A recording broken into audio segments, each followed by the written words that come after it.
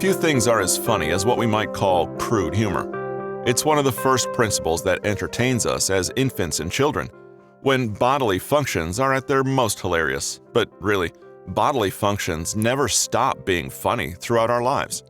That's because they function on a principle called benign moral violations, which was proposed in a 2010 paper, Benign Violations, Making Immoral Behavior Funny, by Peter McGraw at the University of Colorado, Boulder.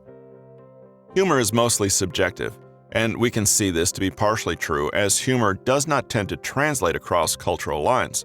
For instance, there are no comedy movies that have consistently struck gold in international box offices because humor is rooted in language and cultural and contextual norms.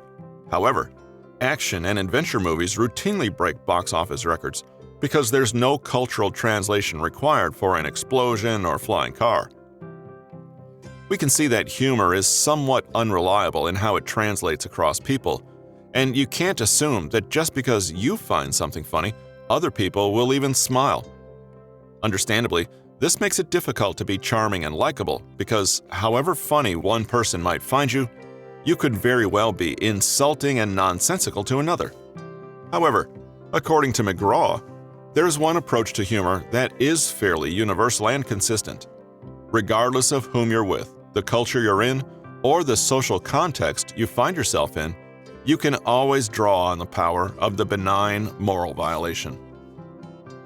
Researchers asked participants about hypothetical situations that breached a widely recognized social norm, such as farting in public or spilling a drink all over your supervisor.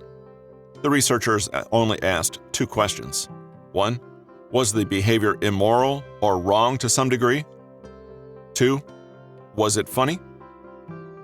Volunteers read pairs of situations. For example, one where the food company Jimmy Dean hired a rabbi as a spokesman for its new line of pork products, and one where Jimmy Dean hired a farmer as a spokesman for its new line of pork products.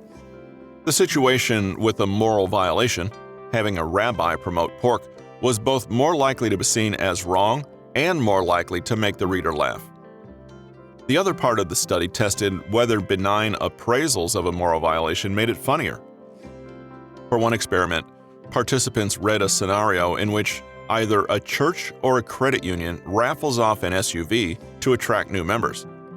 The participants were disgusted when the church attracted members with a raffle, but not the credit union. But whether they were amused by the church depended in part on whether they went to church themselves.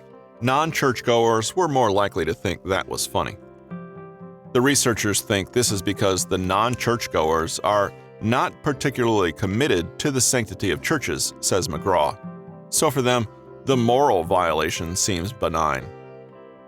We laugh when Mo hits Larry because we know that Larry's not really being hurt, says McGraw, referring to humorous slapstick. It's a violation of social norms. You don't hit people, especially a friend, but it's okay because it's not real.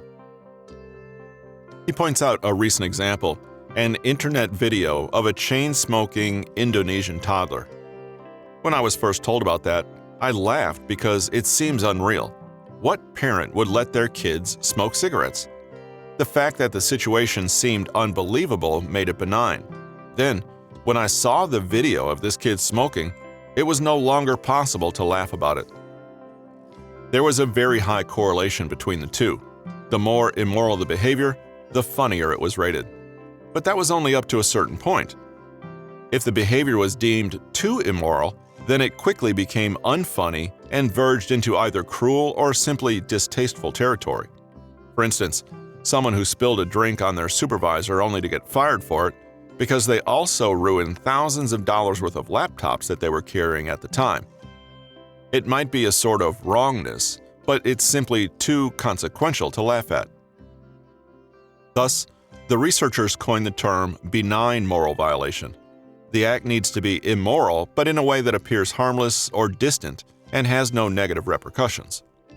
To be truly benign, the violation should be purely amusing, inoffensive, and psychologically distant, which means it doesn't appear real or tangible.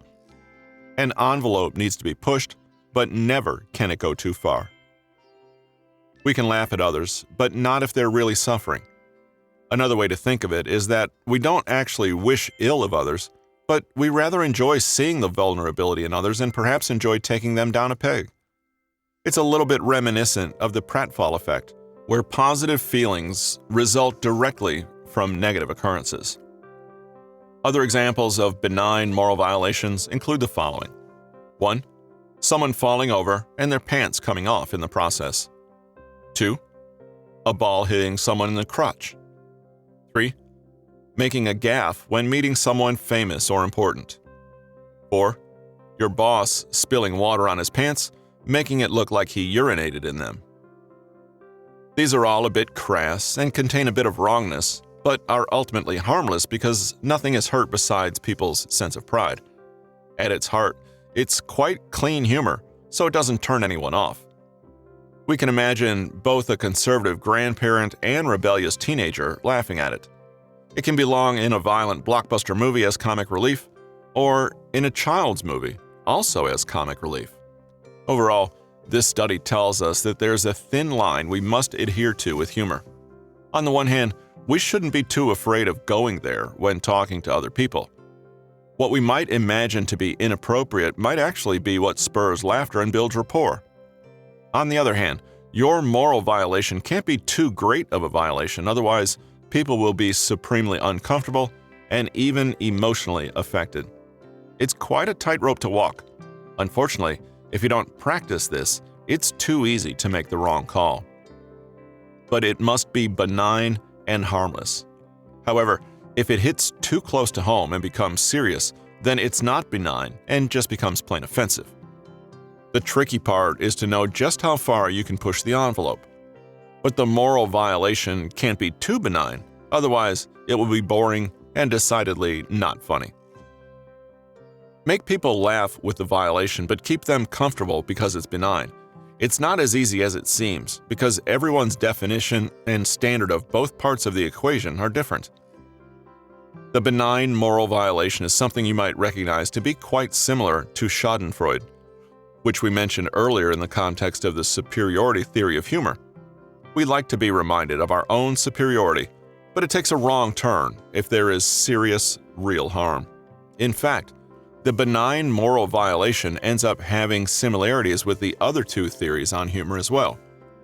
The theory of incongruity functions on an expectation that is subverted at the last moment, and that happens because we see a moral violation, which in itself is incongruous, and then it ends up being benign, which is incongruous again from what came before.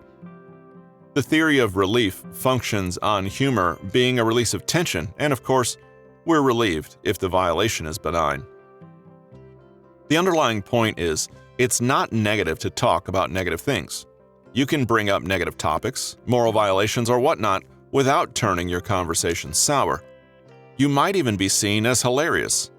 There's a line, but it might not be as thin as you think it is.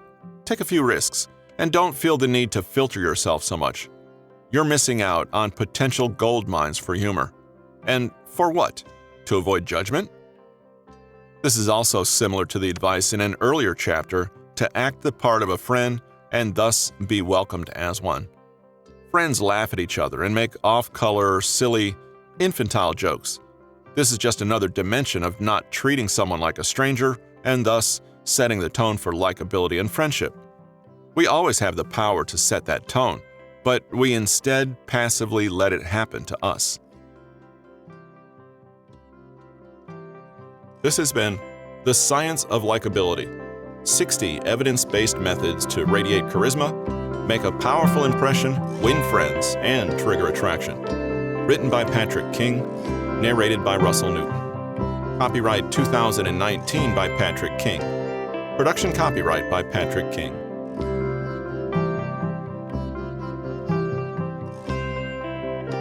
Hello listeners, this is Russell with Newton Media Group, and on behalf of myself and Patrick King, we'd like to thank you for the time you've given to the podcast and hope that you've found it useful in your daily life.